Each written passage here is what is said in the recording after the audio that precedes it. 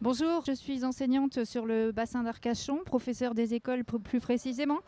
J'ai donc rejoint le collectif Parents du bassin Libérons nos enfants à partir de la rentrée de Toussaint 2020, c'est-à-dire à partir du moment où le port du masque a été obligatoire à l'école.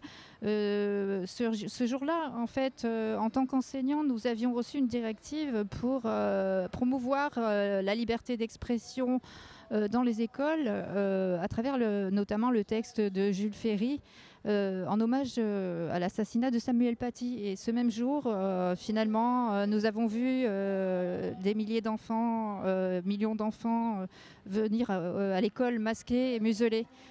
Et cette journée-là a été un élément déclencheur pour moi parce que j'ai trouvé ce paradoxe tellement parlant et tellement dissonant que j'ai voulu m'engager auprès de ce collectif des parents du bassin. Il faut savoir que ce collectif est aussi affilié à une association sur Bordeaux, Enfance et Sourire 33, Réinfo Covid également, à travers multiples professions qui se regroupent et qui commencent à s'organiser de plus en plus. De plus en plus d'enseignants également dans ce groupe Réinfo Covid.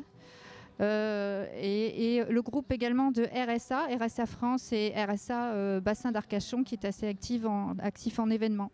Voilà, donc mon rôle en tant qu'enseignante, mon but c'est de dénoncer l'impact traumatique des politiques, de cette politique sanitaire actuelle sur les enfants.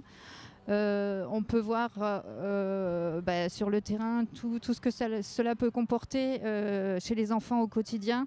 On peut se renseigner aussi, je pense que Réinfo Covid l'a fait passer, cette étude allemande faite sur 25 000 enfants avec tous les pourcentages en une quinzaine de points à peu près, tous les pourcentages d'effets délétères de ce masque sur les enfants. C'est quelque chose qui est vérifié sur un très grand nombre d'enfants, donc 25 000 enfants, avec des maux de tête, des allergies. Et nous voyons ça au quotidien en tant qu'enseignants, et cela très difficile à vivre, surtout pour nos enfants. Certaines personnes me disent les enfants se font très bien et s'adaptent. Moi, je leur répondrai que les enfants maltraités et violentés s'adaptent très bien aussi. Mais on voit ce que ça peut faire à long terme. Il faut parler à leur place et il faut protéger nos enfants.